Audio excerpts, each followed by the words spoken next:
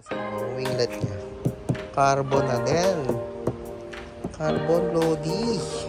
Marap setup to. Hindi mo na kailangan ipapalitan ng muffler to. Kasi pagka tumunog talaga to mga rap, may lumalabas dito sa amin sa Kuwait na hindi lumalabas sa Pilipinas. Wala kang makita, no? Marap, no? Magandang umaga sa inyo. Is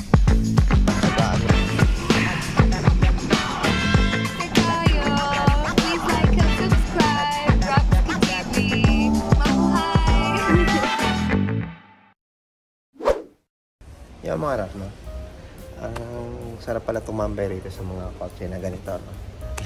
Pag alam mo, nagpapaservice ka, tapos may nakikita ka ng ibang mga sasakyan, parang natutuwa ka, no? Yan. Nakakatuwa kasi kasi ako, as a driver, mahilig talaga ako sa mga sasakyan, lalo na yung mga bihira ko lang makita dati. Tapos yung bagong lumalabas, yung lalo na't mga BMW pa yung nakikita mo. No, dito kasi sa Kuwait mga rap, sa amin, mas unang lumalabas yung mga latest dito sa amin, no, bukod sa German kasi German car to. Pagkatapos doon, dito rin lumalabas, dito unang bagsak yan sa mga Middle East. Mas nauuna kaming makita yung mga latest kaysa yung sa ibang bansa lumalabas.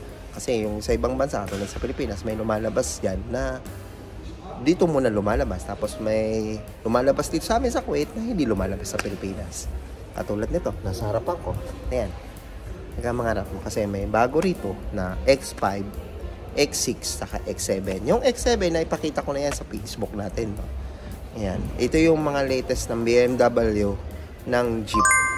Ayan. Tatlo sila yun nandun. Tapos ito yung kotse ng M4. Kaya mga rap, tingnan natin ito. Ganda eh. Oh. Yan mga rap. Nakaupo lang ako rito. Ang sarap nilang tignan. Ano? Ang sarap nilang tignan. Lalo na, tignan nyo. Matte blue, di ba? Ganda niyang tignan. Ganda niyang tignan mga rap. Kaya sabi ko, tignan natin. I-vlog natin. Itong bago ng M4. Tignan nyo mga rap. Empower. Ng BMW. Tignan nyo. Tignan nyo yung hood mga rap. Ganda. Yan na. Tapos kung makikita nyo ito mga rap, carbon Lodi. Tapos ito mga rap, sensor to. Ang 360 camera niya, ito. Tignan nyo yung ano niya, yung body niya. Ganda ng pagkakano ng hood niya, ng design. Tapos meron pa siyang ng M4 dito. Yan, competition.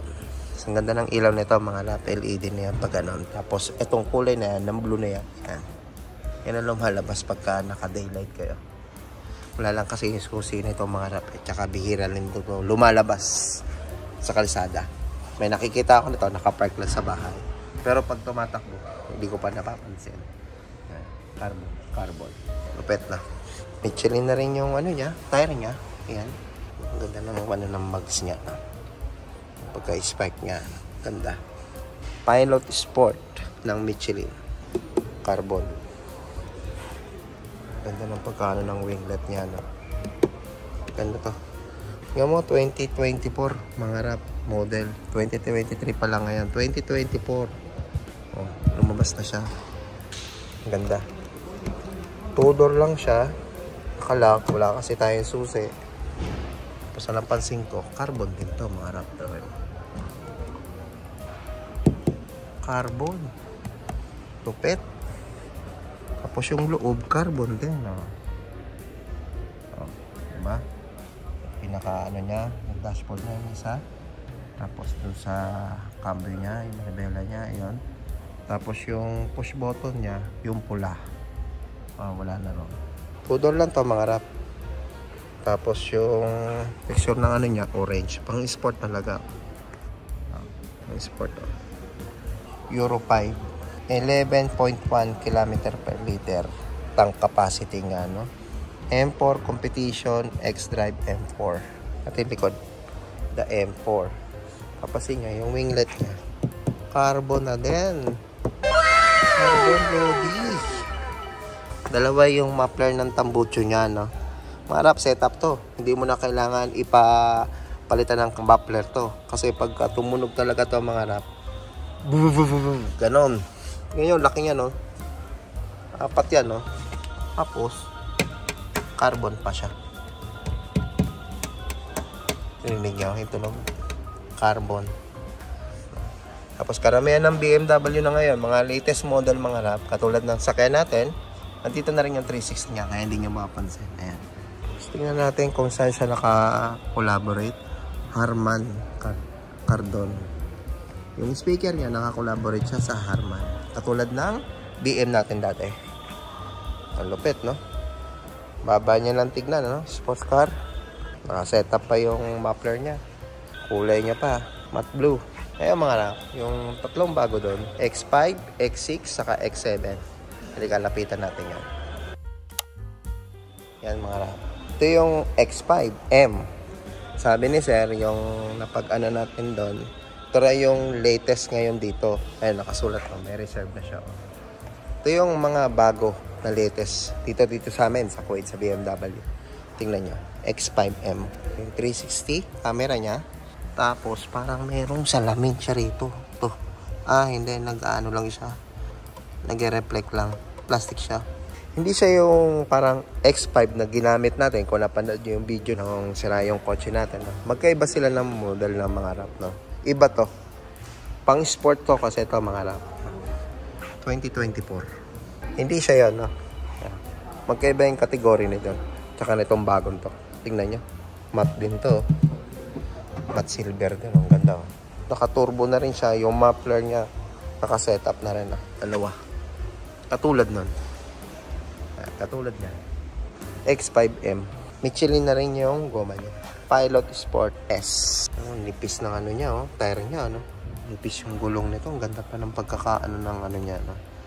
Ng rim niya. Mga rap na. Ganda. Sukat ito sa likod. 315 by 30 CR22.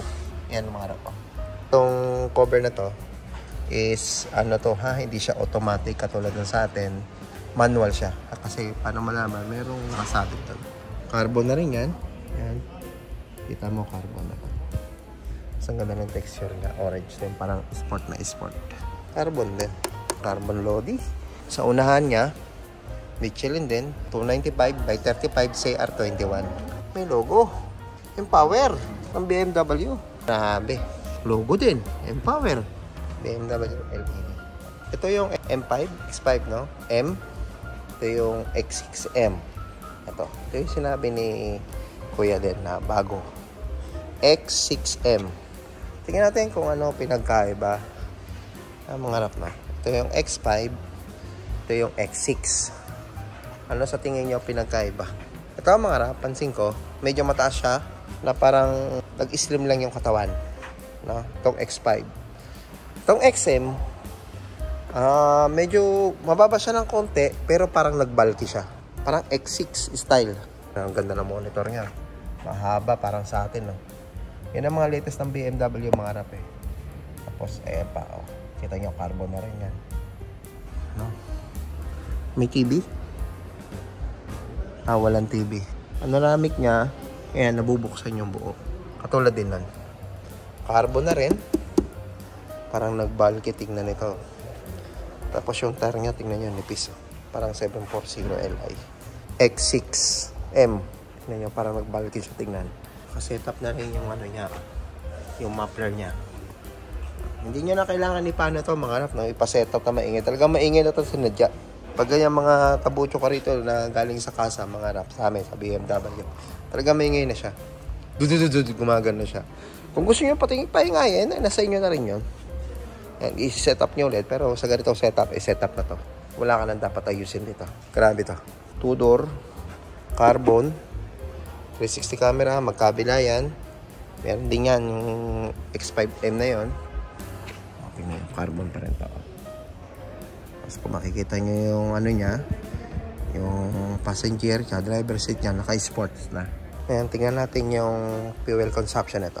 Kasi dito lang nakasulat ito mga rap. Hindi ko naman na 2024 BMW X6M 4x4 L-Wagon 5 doors. Tingnan yung paddle shifter niya mga rap. Tingnan yung ganda. Pagkakadesign. Tapos yung pula, yan, yung minus M, ito yung cambio, pambawas. Tingin ko mga rap, yan yung dalawang pula. Imbis na yung dalawang cambio doon, nasa 4x4, dalawa yung cambio. Ito, dito na isa. Mga latest na kasi mga sakyan ngayon dito mga rap. Gasoline, Euro 5, 9.3 km per liter. Vehicle light truck. 9.3 km per liter. Medyo maano lang yung gasolina may kakarga niya, no? Pero okay na to kung dito lang kayo sa Kuwait. Kasi ko ito lang yung carbon niya, no? Winglet niya ng X6M. Logo ng BM. Kasan 360 niya. Ito. Sa likod. Ito. Wala rito. So mga rap, ito naman yung X7. Ihun. Ganda, di ba? Ito. Kung napanood nyo, ito na yung na-vlog ko pero parang hindi siya ba X7 dati. Parang bago to eh. Tignan mga rap, may logo ng BMW. Saka pa. Tapos tignan nyo yung taillight niya sa likod. Itim. No? Parang inano na siya. Parang nilagyan siya ng tint. Pero hindi siya tint, mga rap. Grabe. Ganda oh. Tapos yung exhaust niya, naka-sporty na rin siya. X7M. Tignan nyo yung likod ng taillight nito. Itim. Ganda. Dalawa pa pala yung ano niya. Sika ng BMW sa likod. Tignan nyo yung mags nito, mga rap. Oh, bakal. Plastic. Plastic. Tatanggal naman to mga rap. Pag tinanggal mo to, nandyan yung mga nut niya sa loob. 2023 model. Hybrid Euro 7. 9.6 km per liter. Light truck. Ibig sabihin, 4 wheel to mga rap. Ayan o. Carbon. Laki ng TV niya. Ayan. Sporty na rin yung ano niya sa loob. Ayan, may X7. Ayan. Naka-sporty na rin yung mga passenger. Driving seat niya. Saka passenger seat niya. Yung panoramic niya, yung ceiling niya natataas mula dulo. Ito mga rap, pwede sa gasoline at pwede sa electric. Kaya nandito siya. Okay na. Ito yung electric mga rap. Double purpose. Pagka naubusan kayo ng gasolina, pwedeng electric. I-reserve nyo lang. Para nakatim talaga siya. No? Ganda lang muna nito. Tapos ito yung 360 niya. Talaga nakabukas na siya. Hindi siya nagsasarado pagka namamatay. Kasi wala yung automatic pan niya na closing na gano'n. Katulad sa atin, ito lang yung parang kilay niya. Tapos ito yung mata niya na parang singket. Gusto ko makita kasi yung gasolina. Ito yung gasolina niya mga rap. Lagay sa kanan. Hindi lang natin mabuksan mga rap. Nakasarado. Ngayon, ang X7 na tire niya, inano siya sa Pirelli. Hindi katulad ng X6 at X5 naka-Michelin. Lupit. Ito yung mga bagong mga sasakyan dito na dumating sa amin mga rap. X5, M, X6M, tsaka the XM, the 7. Ayun lang mga rap, at sana nagustuhan nyo yung mga latest na mga sasakyan na pinakita ko. Hindi ko man lang pinureview sa inyo. At least na ipakita ko sa inyo yung sasakyan na bagong labas dito sa amin sa Kuwait. 2024, 2024, tsaka 2023. Ito yung 2024 ng M4. Tapos the rest doon, yung mga BMW na na-vlog natin. Yung iba mga latest dyan. Ayan, hindi pa natin maano kasi naipakita ko na sa inyo yan. Tsaka doon yung M4, yung the 4 nandun din sa dulo. Tapos the M3. So, yung mga accessories, ayan, ayan. Yun lang mga harap, no? Umpo muna ako. Mabubusog ka talaga sa mga sakyan. Kung mahilig kayo talaga sa mga sakyan, yung passion nyo talaga ay parang puro sa sakyan. Talagang parang maano nyo ako yung parang marerelate nyo ako kung ang ganda ng sakyan. Yung parang kung mahilig kayo, hindi ko ma-explain mga harap eh. Yung gano'n, hindi ko ma-explain. Yung mahilig kayo talaga kayo sa mga sakyan. Ayun, talagang ma-appreciate nyo yan mga yan. So nga lang, yung presyo talagang mahal. Mahal talaga. Makakabili na lang naman yan. May kaya talaga. Pero kung magpupursige kayo sa buhay nyo, magpupursige tayo. Huwag natin yung mga ganyan mga luho. Kasi yung pagkano yan, mga sobra-sobra na yaman yan pag mga nakakabili ng mga ganyan. Tamang normal na tao lang tayo mga tapos maganda yung gano'n, yung wala kang inaargabyadang tao. Kasi manatili ka lang sa gano'n kasi once nag-ambisyon ka na sobrang taas-taas po makakalimot ka na. Kaya tama na sa akin yung ganito at naka-experience ako ng mga ganyan mga sasakyan sa uri ng trabaho ko. Masaya na ako mga rap. Bali, meron na rin akong naipag, ano, parang meron na rin akong naano sa buhay ko kasi nakapagmaneho kahit hindi sa akin, nahawakan ko, di ba? At least, nga mo, yung kotse natin. Ganyan naman yung kotse natin. Ilan lang meron nun, di ba? Kaya sabi ko na sa inyo, ilan lang meron yun. Tsaka ilan lang din naman meron nito. No, at least, proud pa rin ako na nakakagamit ako ng mga high-end na sasakyan at mga luxury car na pwede kong experience sa buhay ko. Kahit wala na ako rin sa kumpanya to, at least na-experience ko. Ayan yan, sa mga YouTube natin, ay pakita ko na yan. Ayan. Ayun lang mga lap, sa mga lahat ng mga nagmamaneho yan, drive safe po kayo palagi. Ayan, sana nagustuhan nyo yung content natin sa mga sakyan na to. Ganda kasi, no? Ayun lang po, sa mga ano dyan, mga subscriber natin, ingat po kayo palagi. Maraming salamat po sa suporta ng Karapski TV. At dun sa promotion natin sa damit sa Grind Street, doon, maraming salamat po sa inyo.